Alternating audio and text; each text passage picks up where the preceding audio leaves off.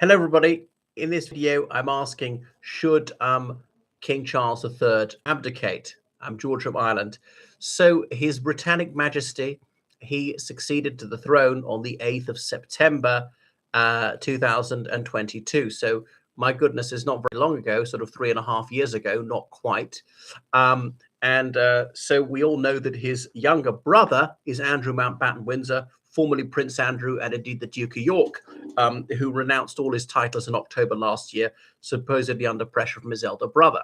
So now Prince Andrew stands accused of many, many crimes, including by the late Virginia Giuffre rape, but it's impossible for him to convict him because, of course, the main witness is dead. Well, the only witness is dead. People might know he came in and out of room with her, but no one else could have actually seen what went on there. And I don't think she left any affidavits, though there are alleged crimes against other minors and so on. I don't think anyone has gone as far to say that that's rape. It might be statutory rape and so on. What is a slam dunk is misconduct in public office.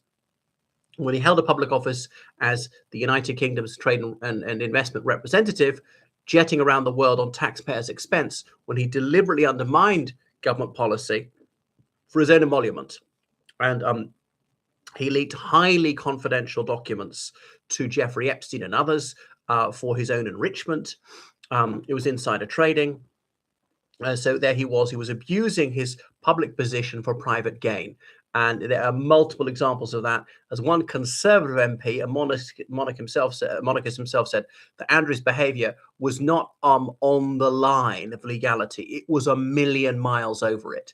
Now, nobody accused Prince Charles of sex crimes. King Charles is now. Nobody accuses the king of misconduct in a public office. But the point is, has he covered up for his younger brother?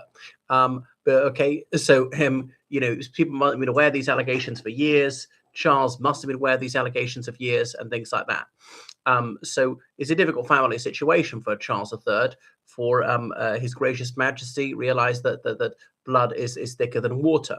So Andrew has left Royal Lodge, which is very close to Windsor Castle, and he's gone to stay in the grounds of Sandringham, which is one of the royal family's private estates in Norfolk.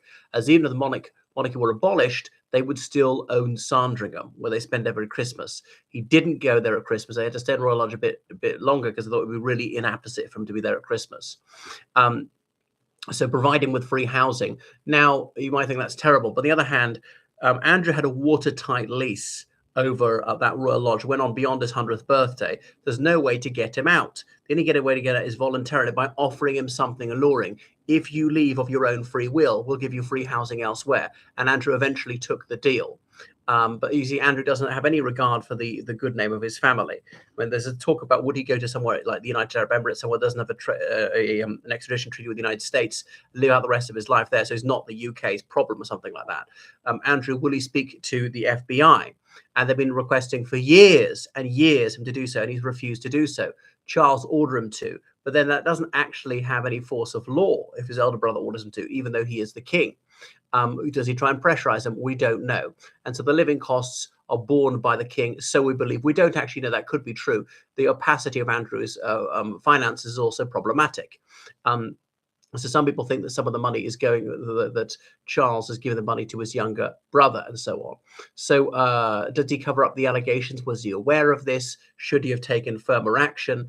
But anyway, I think some of this is unfair to Charles III because from 2001 to 2011, Andrew was the trade and investment representative, and Prince Charles, as he then was one of those who warned against it. So I can see this turning out to be disastrous. Don't appoint him, because he will always mix up, public and private. He will exploit his position for his personal gain, even when it's detrimental to the public interest, as he definitely did on countless occasions. Her Britannic Majesty Elizabeth II went ahead. Partly it was Tony Blair was Prime Minister. He thought it was a bright idea. The Labour cabinet at the time bear some responsibility. There were multiple complaints. It's finally in 2011, when David Cameron was Prime Minister, that Andrew lost that position for various reasons, partly to do with his very close association with his bosom buddy, Jeffrey Epstein. So, I'm quite critical of members of the royal family, particularly Meghan Markle. I'm a monarchist. I know they're all too human. but they're flawed. I like the institution, the pageantry, the continuity it represents, not necessarily the individual. Some are good, some are bad, most are mixed, and so forth. But I think Charles is being a bit unfairly treated. I don't want him to abdicate. There would be an excuse that he's had cancer for over 2 years. The word on the street is it's stage 4. There is no stage 5, that it's terminal, because how old is he now? He's 77. And he's not got long to go. He's only got about 2 years left to live. And you only see him in public occasionally, quite briefly, walks with real difficulty. So they pump and pull a cortisone before a public appearance, and that's it. So he could stand aside on the grounds of ill health. From a monarchist point of view, the good news is that Prince William and Princess Kate Middleton are the most popular royals, and they are not tarnished by association with Prince Andrew. It's known that William despises his uncle, Andrew. So that would lead the monarchy forward. And lots of other monarchies have done this in recent years, in Belgium, in the Netherlands, and where else? In Luxembourg, in Denmark, even the papacy under Benedict XVI, monarchs abdicated and handed over the throne to the junior generation. So there'll be someone who's fairly healthy and energetic. Remember the late Elizabeth II in 2002, her golden jubilee, she excluded any possibility of abdication, said she would carry on until the very end, and indeed she did. Okay, so what do you think? Should Charles renounce the crown for himself and hand over to the next generation?